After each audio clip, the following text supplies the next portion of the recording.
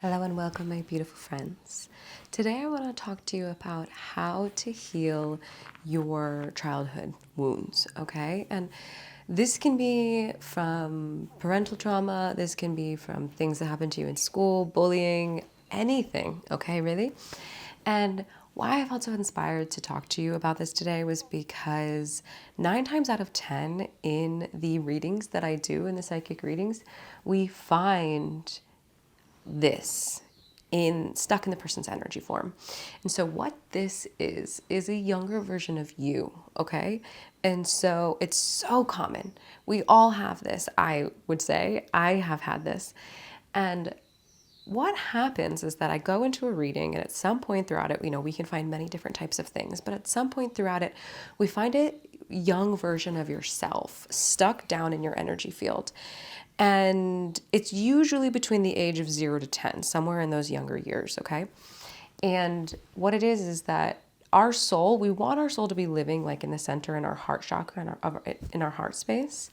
However, when we experience traumatic events throughout our lives, we, without realizing it, fraction off parts of our souls and push them into different parts of our energetic field.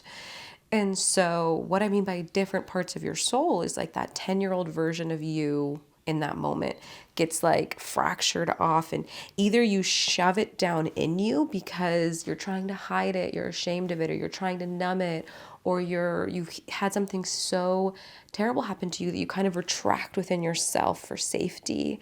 Or maybe you're pushing it down because you're ashamed of it and you don't want it to be a part of you. Another thing that has happened is that something so traumatic can happen to us is that we can literally eject part of our soul out of our body because we are trying to leave our own body. We're something that's usually more of a physical trauma, like abuse, sexual abuse, something like this, that we try to leave our physical body. And so we literally put part of our soul, we fraction it off and we put it outside of ourselves. And so there's different types of soul retrieval that we can do. And all that really means is that we're finding these different parts of ourselves and we're bringing them back into our heart space. So that can be something from this life, that can be something from a past life. It can move in a lot of ways, okay? But right here today, we're talking about doing soul retrieval for childhood trauma. And that really can be just any age younger than you are now, okay? And not only are we going to do soul retrieval for it, but I'm going to guide you through the actual process of healing it. And this is something that might take time. You might have to visit time and time again.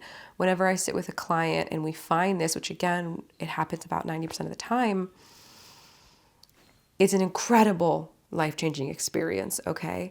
But then also what happens is that they realize then that there's more of these versions of themselves that either they can continue to sit with me and I can guide them through the process, or they're perfectly capable of doing it themselves and guiding themselves through the process once you understand the process. And so I'm here to tell you today that you don't need a healer. You are your own healer, okay? And the point is to express how to do this so that you know how to do this and you can sit with it and do it yourself, okay? So let's get into the practice. So first things first is that we have to find the version of us that is stuck within our body, that is separated from the soul. And usually what I witness happening is that we find the youngest version that's the most traumatized first. So say you're 7 or 8 years old, we find that one. And then once we do this process with a 7 to 8 years old, probably not in the same session, probably in another moment that you're sitting with this, or that once you become aware of this process and how these things can be stuck in your energy field, they'll start to reveal themselves. So then maybe next you find the 13-year-old version of yourself, and then the 19-year-old version, and then the 25-year-old version. And so it usually kind of goes like that. And to the point then that I'm 32 years old and I've got all my different versions of me and we're all integrated and hanging out and we're like, what's up? I love you 25-year-old. I love you 13-year-old, And so, and then you almost have this posse, this group of different versions of you that you've witnessed and seen and loved and integrated, and they can all be on your team and you can hang out with them and you can talk to them in different ways, and it's wonderful. But so usually we start out with a younger version, and sometimes it goes opposite. I think I first found my 8-year-old version, and then my 13, and then I was like doing a process and I realized there was a 5-year-old version of me that was stuck, but that wasn't quite as traumatic as the 8 and the 13. And so I started to kind of pull these out. And so what it is too, I don't want you to feel like that you've done something wrong or this is a big, huge process. It's like, this is a life-changing process and a deeply healing process, okay? And you can do this, and you can do this slowly. There's no rush. You're going to constantly shift and feel changes in love as you do it. And if you open the door and sit with, okay, I'm aware that these things exist within me and I want to integrate them, and you just keep an eye out and an ear out for traumatic memories and moments to pop up in your memory. When they do, kind of just give them a little flag and be like, oh, I need to sit with this. Maybe I don't have a moment to sit with it now, but I'm going to sit with it later. These different versions of yourself will start to reveal themselves to you. And they're probably already doing it. You might already be aware of this, but sometimes they're just doing it, but we don't understand what's happening. We're like, oh, that's a rough memory. I don't want to revisit that one, even though this thing just reminded me of it. Like, oh, let's push that back down. And actually what it is it's this part of your soul, this younger version of yourself that's trying to communicate with you and trying to tell you that it's there and it's stuck and it needs to be seen and witnessed and loved and integrated, okay? And then what happens is once you start to pull these pieces back into your soul space, your energy starts to grow. You start to understand yourself in a deeper level. Everything starts to make sense. You start to feel all these different things that you've always wanted, remember dreams and energies and inspiration that you've always had or you had when you were younger. It's like you really start to become whole again, okay? And it's really wonderful, and anyone can do this. So let's go into the process. The hardest part can be just simply starting for the first time. That is the most difficult part of this, okay? Because what happens is that we psych ourselves out. We think, oh, this is going to be difficult. This is going to be painful. I can't do this. I don't want to do it. And all of that starts to build and layer on top of each other. And it's all around just that first moment of saying yes and doing it. And so each time we say yes and each time we do it, it gets easier and easier and literally more and more enjoyable. And now I'm at the point where I'm like, oh, I just remembered this traumatic thing that happened to me that, like, from my past. I'm excited to sit with that the next moment I do. And then probably that night, I'm like sitting with that and I'm healing it and I'm integrating it because I'm like, man, I can't wait to like find that version of me and love her and pull her back in and be more myself and more energized. And you feel it. Your energy expands. It's really wonderful. So process one, step one, we need to find the version of ourselves. And so how we do that is just start to be aware and pay attention throughout your day-to-day life. And you're probably already aware of this.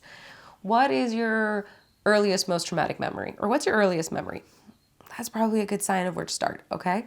But also, like, maybe throughout your day, randomly, and maybe this happens often, maybe it doesn't, you might randomly remember, like, oh, that one time my parents were fighting and I was hiding under the table when I was 5. Or that one time when, my brother was yelling and in this period of my life and my family and my brother were fighting. And so, and I was 9 and so, or maybe you're just at work one day or driving and all of a sudden you remember this random memory from 5th grade of this guy that you liked and then this bully that picked on you and you're like, wow, I forgot about that. Don't just brush that off, okay? Those memories popping in are literally different parts of your energy system and your soul and yourself speaking to you, communicating in their language and trying to show you and tell you that they're still there. They're still stuck. Once you integrate these things, they just have a different energy around them. Your memory will still exist, but it will not carry weight.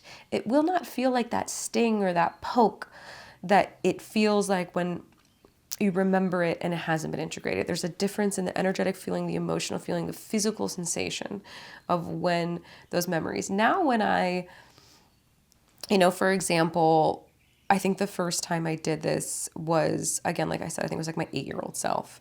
And this was a version of me that I felt a lot of shame around, okay? I was heavier. I didn't feel like I was pretty. I felt like I was really awkward. I was the youngest of 4 on my dad's side. And so, like, I didn't feel like there was any time or space for me. I just felt like I was doing everything wrong. I didn't feel good. And that version of me had a lot of shame around her.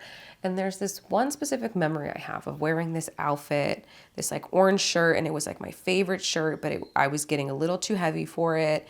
And my brother made a comment, and I just felt so ashamed of myself and my life and my reality. And I went into my room and just like hid there for hours. And I felt like nobody noticed, and I was just really sad. Okay. And so the reason I explain this memory to you and share this with you is because, one, we all have these things. There's nothing to be ashamed of that we had these different experiences in our life. That just makes you a normal human being, okay? And you are wonderful, beautiful, and divine and worthy of love, no matter how many of these things you've gone through and how many different versions of you are stuck in different places.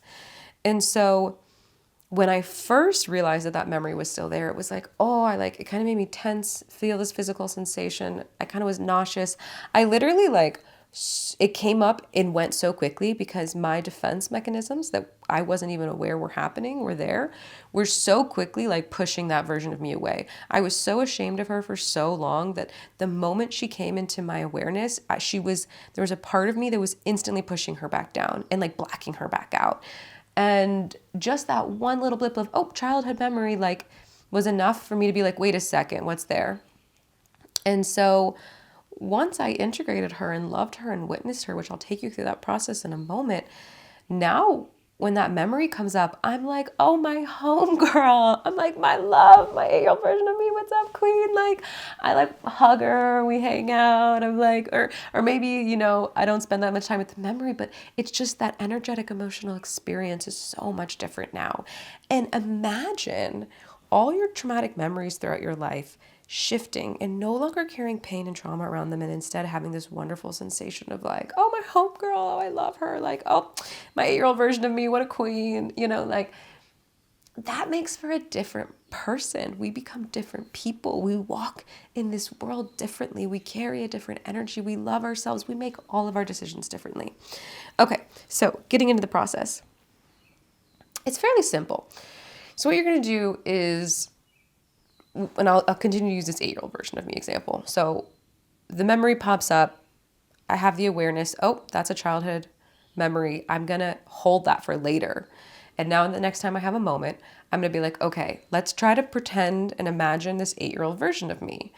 And I'm like sitting in the memory again, and I'm connecting with this 8-year-old version of me. And there's two versions of ourselves, right? There's the version of ourselves now, and then there's that past version of ourselves, okay? And so what you want to do is you kind of want to have a conversation between these two versions, and you want to be the different versions. You want to sit with one version at a time. So maybe at first you decide to be the current version of you, and you're sitting with your 8-year-old version or your younger self version, and you're just like, wow, it's like wild to see you, So I'm closing my eyes. I'm imagining that I'm sitting in front of her, and my 8-year-old version is in front of me. And I'm just like, wow, it's wild to see you again. And when I first did this, I felt a lot of shame around her. I was kind of like, man, oh, look at you. You're heavy, and I don't really want to be here. And this is uncomfortable. Or maybe you're sitting with a version of yourself that struggled with a lot of pain, and you're just like, oh man, it's hard to feel your pain right now. That is the point. The point is to witness them and let that version of you tell you everything that they're going through. What emotions are they experiencing? All of these things. And actually, once you just create a space to witness them and hear them and let them speak, all of that energy that you first brought into this moment of like, oh, I'm ashamed of you, or oh, this is painful, will instantly dissolve. Because what is happening is that when we're avoiding witnessing them in their experience, we're stuck in this loop. But the moment that we create space and decide to listen to them and witness them in their experience, that's all they want. They just want to be seen. And that is a lot of the time what happened as to what caused the initial soul fragmentation in the first place, is that we didn't want to see that part of ourselves. We didn't want to hear it. We didn't want to witness it. We didn't want to feel those things. And so we pushed it away. So literally soul retrieval is just bringing it back in, looking at it, talking to it, becoming aware of it, and seeing it. witnessing it. And it can happen so quickly. This can be a 30-second process. It can be a couple minute process. It can be a couple hours. It's however long you feel good and enjoy and want to be there. And until you feel, it'll be a physical sensation. You'll feel tension in your body that you forgot was even there because you're so used to it for so long, opening and releasing and expanding. You'll breathe deeper. You'll literally feel your breath and your diaphragm shift, because energy, emotions, physical body, all of those are one thing. We use our language and we separate them, but they are one system working together, baby. And so I'm going to start being the version of me now. I'm going to talk to my 8-year-old self. I'm going to be like, I'm just going to allow. What is my first reaction of her? I'm just going to allow it. And then I'm going to ask her, how do you feel? What do you need? How's it going? And I bet you she's probably going to crumble and cry, and she's going to be like, I just feel so unseen. Look at this thing that just happened to me. And I'm seeing the memory. And she's like, I just feel like nobody sees me. Nobody loves me. I'm in pain. Whatever she's telling me. And I'm just holding space. I'm just the version of me now holding space, listening to her, holding her. And I'm matching her. I'm like, yeah, that is fucked up. Oh man, that hurts. Yeah, I feel your pain. That sucks. That you didn't deserve that. That shouldn't have happened to you. And it's like you're reparenting yourself in a way, but you're not, it's not with the intention of reparenting yourself. It's the intention of, what does that version of you, if that 8-year-old person was somebody else and came to you and it was, imagine the person you love the most. If that was them in their 8-year-old form saying those things to you, how would you react to them? Okay. That's how we want to show up in this process.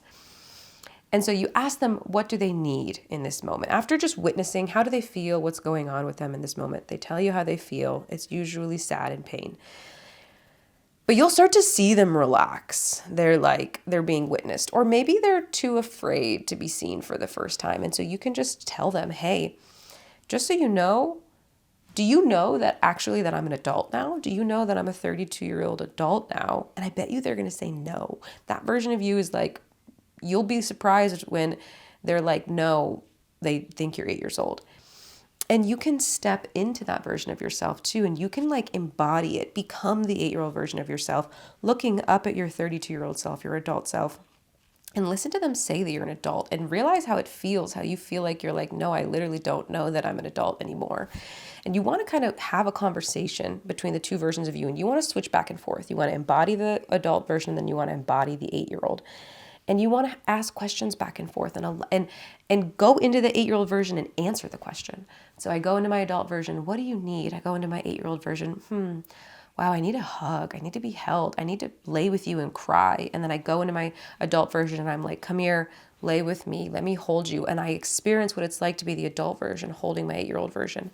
And then I go into the 8-year-old version self and I experience what it's like to be held by the adult version of me. And I surrender and I cry and I'm held and seen and loved. And I let that experience take as long as it needs. And then I go back into the adult version and I'm like, how do you feel? Do you know how much I love you? And then we want to ask, where would you like to be in anywhere? Imagine anything. Do you want to be in a beautiful garden? Do you want to be in a cozy cabin next to a fireplace, curled up on a bed? What do you need now?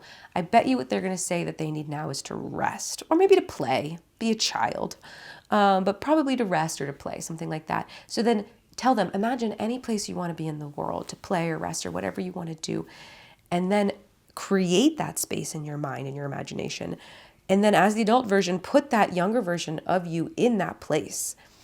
And then go into that 8-year-old version again and just be in that place and feel what it's like to just surrender and rest and finally be free and witnessed and cleansed and seen and be in that place. I'm already feeling these like physical sensations of just like talking about this, okay? And then you go back in the adult version and you say, I love you. You can always be here. Do you want me to come and visit you in this place sometimes? Or now I want to reintegrate you back into my heart. I want to put that space that you're in and I want to put it back into my heart. And so then you literally take that space that they exist in and you put it back into your heart space, into your soul space, not as like a trap as they're stuck there. You can be like, you can come out anytime. You can bring the space out with you anytime that you're in. And sometimes too, I'll just be driving and that memory will come into myself and I'll just imagine my 8-year-old self hanging out next to me like, what's up, girl? Just like, you know, a little handshake or something, you know, play with it, have fun, love yourself, be with yourself. Okay. And so they're not trapped there anymore in their heart. It's just that's where they live now. Okay. The other thing that can happen sometimes when first I'll say this. So we did the 8-year-old version, right? Okay, then maybe a couple months I have a 13-year-old version memory. And this is when we're just going to repeat the same process. You're going to sit with that version of yourself. They're probably stuck in some sort of dark place within your body. They probably look like they're all huddled up. Sometimes I've seen them where they look like they're in a cage and naked. That's usually when there's shame wrapped around the experience, like you're ashamed of that part of yourself. So the one last thing that I'll say is that sometimes when we want to connect with this version of ourselves, what can happen is that this like protector energy almost comes in and like blocks us, okay? And there's this wonderful therapy technique called IFS that identifies the wounded version of ourselves and then the protector, and that these are like two different versions of ourselves. And so you can actually talk to them in a way. I'm going to make a whole separate video about that because it's a really fantastic topic. And that can explain and help us work. We'll use that technique that if we try to talk to this internal smaller version of ourselves, this inner child version of ourselves, and we get a protector that comes up that's like, maybe it's guilt, don't look at them, or maybe it's judgment, oh no, this is going to be hard, don't do this, or maybe it's anger that's like, all of a sudden we just feel this rush of anger. Maybe it's anxiety, like, oh, this is going to be hard, or this feels awful, or all of this pain, or maybe it's victimhood. All of these different emotional experiences that can happen when we try to access this inner child version are totally normal, and they can actually be what's called the protector. So there can be a version of ourselves that we created to protect the inner child from being seen, from being witnessed, because that protector almost thinks that if they're seen or witnessed, they're going to be hurt again, okay? And that protector manifests as judgment, anger, fear, anxiety, resentment, all of these things. So check out my IFS video and I'll talk about how to work through those things because it's a wonderful, wonderful technique. Thank you so much for joining me. I hope you guys have a wonderful day. Please also, if there's things you want me to talk about that come from international travel, psychic stuff, spiritual stuff, healing, therapy techniques, anything like that, please drop them in the comments below. I would love to hear those things and make videos based on what you guys want. Okay, so thanks for hanging out. Have a wonderful day.